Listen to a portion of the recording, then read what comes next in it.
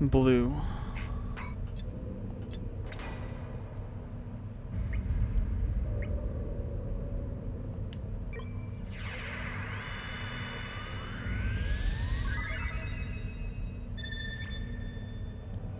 Black.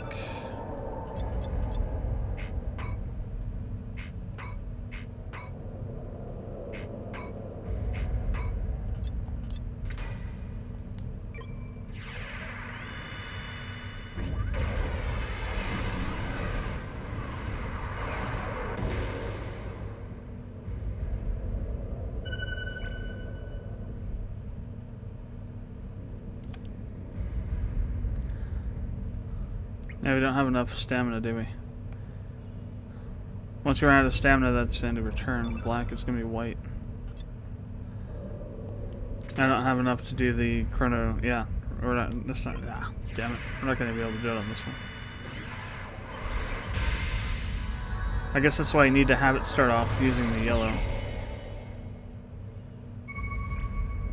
Oh, wait. Never mind. I take that back. We just did it.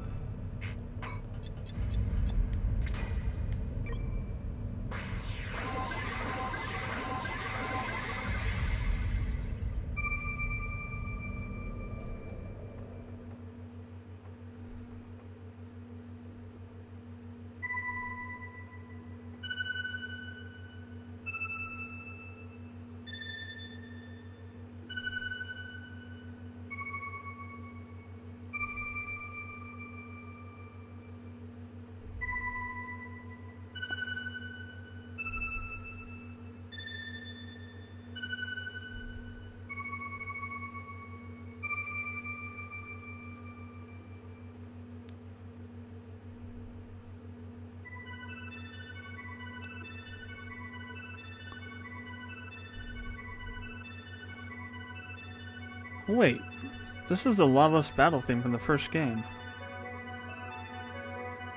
The final one. Or something similar to it.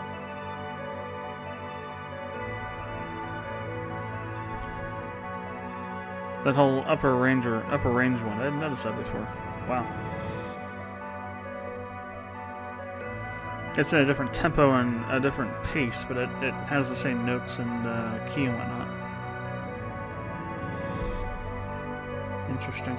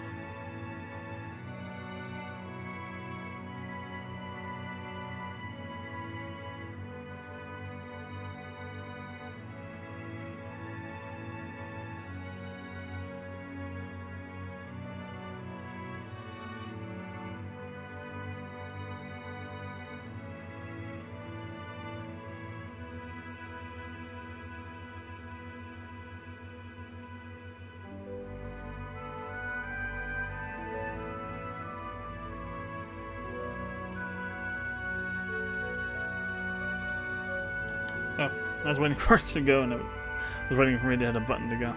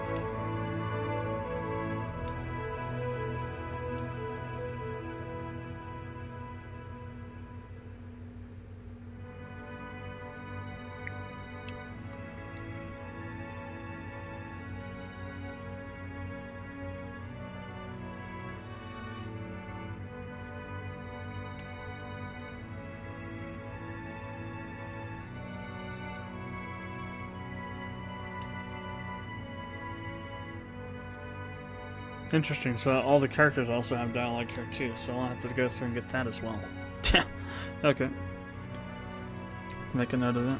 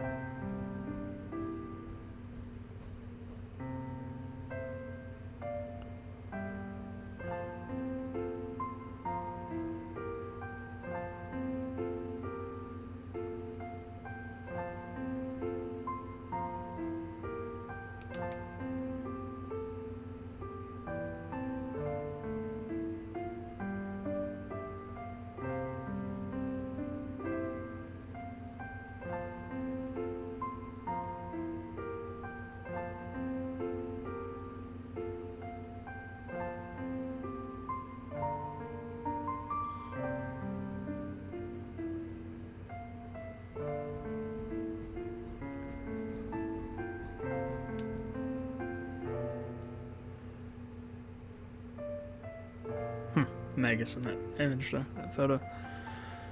Interesting. So, yeah. Now, see, in this one, that one, they seem to indicate that Kid's not just, like, Kid is literally a clone of Shala.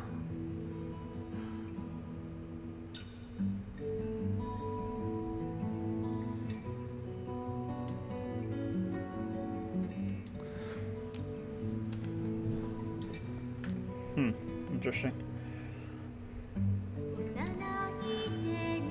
Well, it's the first time I beat this game and all the time I've had it. I think I've had this since 2009. I played it before. I think I rented it back when it first came out. But yes, only took me almost 11 years. Took me a decade almost to beat it, but finally got there. It's pretty interesting, actually. I mean, it makes more sense in terms of like how it connects to Chrono Trigger now that I saw that last bit of it.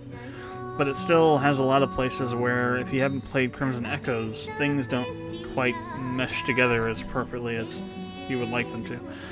Even with Crimson Echoes, it's still kind of, there's some places where there's some issues with the story. I mean, they can mostly be kind of explained. The thing with like Kid and Feet and Link's waiting for Surge as opposed to using Lucca. I mean, I guess that's, Plan A was to use Lucca, Plan B is to wait for Surge, I guess. You can explain it that way. Some things don't quite make this, make sense. So, like, for example, it's never explained how the Mouse Immune, for example, since that was there, how that becomes evil. It's never explained how, exactly the time crash. I mean, it kind of is implied that Balthazar causes the time crash in order to try to prevent this from happening in his timeline. But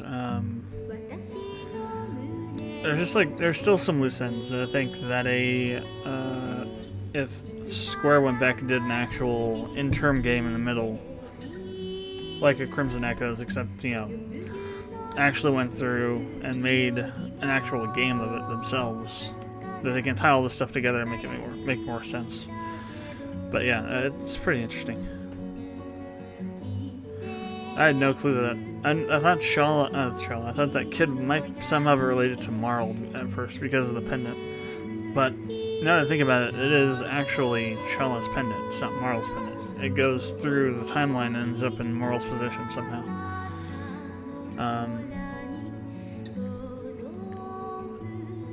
So that makes more sense to me now that that's actually somehow that she's related to Shala. That she's Shala's clone, that's interesting as well. I wouldn't necessarily call her a clone though. I would think more of like not so much a clone as like another version of her. It would make more sense that it wouldn't be like, Shala made a clone of herself now. I mean, it would make more sense that somehow reality fractured and split Shala into two beings. Well, the Time Devourer into two beings. One that you fight in Chrono Trigger, the DS version of Chrono Trigger, and then this version that you fight here. As opposed to it creating a clone of itself for some reason, that doesn't make as much sense as somehow it being split into two entities. Mainly because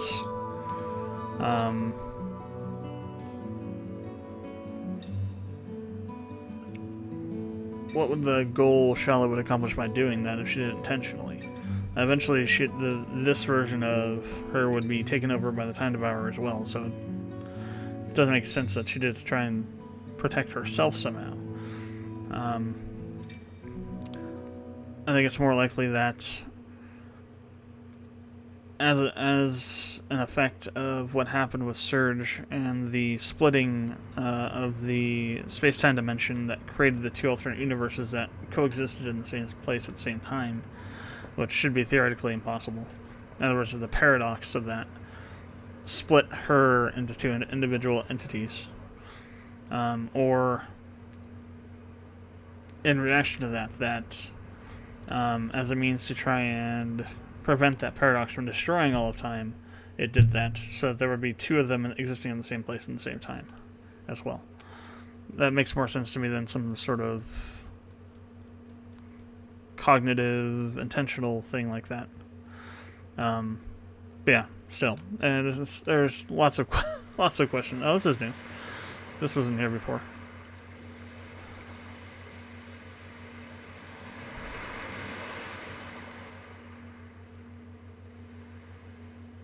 Huh.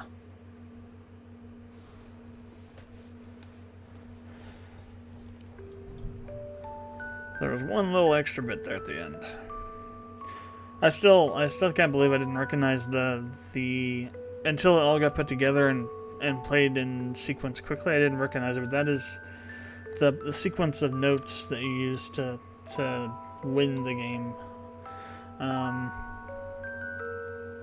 To activate the Chrono Trigger is the same sequence of notes that are played during Lavos, the final form of Lavos during that battle scene.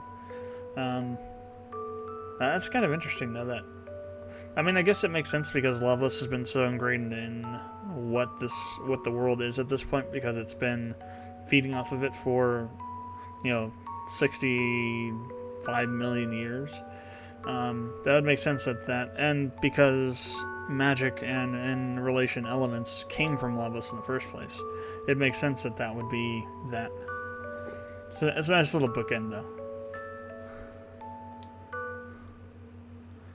I'll go ahead and I'll save this. I'm wondering if you have a good save and a bad save, if it's somehow different. Like, for example, if you if you do New Game Plus on a good ending save, does it have some other impact?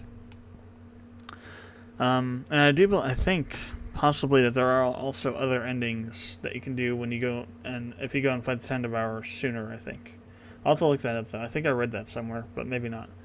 But yeah, so what I'll do now is if there are any of those, I'll go do those, and then also I'll do the entry dialogue for the characters, and then also the dialogue at the end when you do the good ending for all the characters I have now. And then maybe I'll do another New Game Plus, and then I'll get Glenn and some of the other characters that you can't get with the things we chose to do, and then do those as well. And then we'll have all that stuff there up in the channel as well. That'll be something I'll do later. Maybe I'll do it during the hiatus at some point. As well as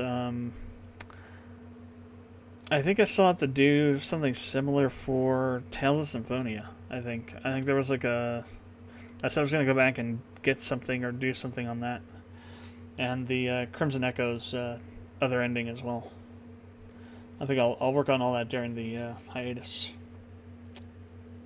But, yeah, thanks for watching. Hope you enjoyed the videos. Chrono Cross is a really interesting game. It's not quite on the same level as Chrono Trigger, and not many things can be. Chrono Trigger was made with like a dream team of developers working on it. And a lot of that talent actually went over to Final Fantasy VII, which I found interesting as well when I was reading up on the history of it. But it's still pretty good, though. It could have been better, sure. And I'm sure that there will be fan games in the future that will make the story between the two make more sense. Crimson Echoes did a pretty good job, but I think there can be and even I think it's possible that there could be some story elements or some story plot points that could be used that could make them combined a lot more. Like, for example, Crimson Echoes doesn't go into the time crash, really. It's specifically about Zeal and... or you could say that is the time crash, maybe. That Balthazar building Chronopolis and then powering it with a Dreamstone, and then everything that happens after that is technically the time crash. I mean, I didn't think about that before. Because, basically all of time gets erased and replaced with the Reptite timeline during Crimson Echoes. So that could be part of the...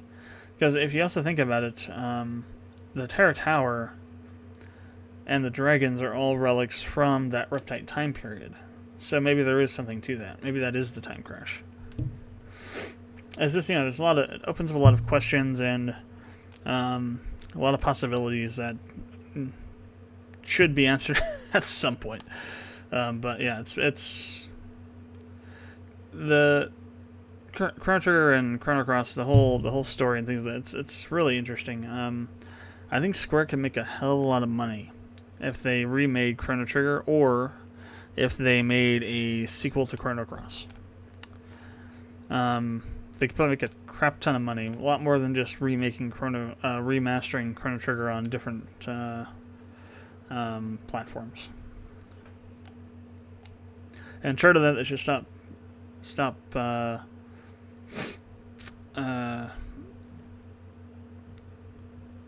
throat-stomping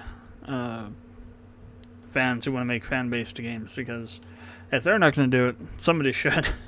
That's my opinion on it. But yeah, so if you haven't done so yet, I'd appreciate it if you subscribe to the channel. Comments, questions, leave them below. If you have any theories on any of the stuff that was posted in this game or what I was just talking about before, leave them below too. And I will see you when we are back from, well, I'll see you before then, but the next walkthrough will be after the hiatus, so it'll probably be maybe a year, I don't know, it depends on how fast I can get all the reviews done. So what's going to happen now is we're going to go, this series is going to go on hiatus, no more walkthroughs or Let's Plays for a while. I'll still do streaming, I'll still do, maybe some random videos here and there to kind of clean up some of the other walkthroughs that I haven't finished yet. I might go back to Skyrim once I get my new system built and work on that, finishing that. So I never finished the Skyrim walkthrough. I put that on hold because it was taking way the hell too long to finish. And then, in addition to all that, I'll be doing continuing our review series. So I actually did one video for a Mass Effect walkthrough. So the intention was that every time after I finished a walkthrough, I would do a review on the game, and that never happened. It happened once. It happened with Mass Effect a while after it was released, and then after the walkthrough ended, and I didn't do the next one after that. So I'm going to be going back through and doing all the reviews to catch up. So like 50 reviews I have to do basically, and then we'll start again doing Let's Plays and walkthroughs, and then I'll just be doing the reviews after every time I finish a project, instead of leaving it off and then having to do something like this again. There will also be some other new video series I'll be starting. I'm going to be doing a Magic the Gathering unboxing series that I'll release eventually. I am still in the process of rendering out the footage for that, and I'll need to figure out what I want to do with it, because the original idea was that I would do unboxings every month, and every so many months I would do like a special unboxing or something where it'd be like maybe like a more expensive set like Odyssey or something. So I'm still thinking out the details of that and how that will all work. But till then, this is GeoWill, and I will see you later.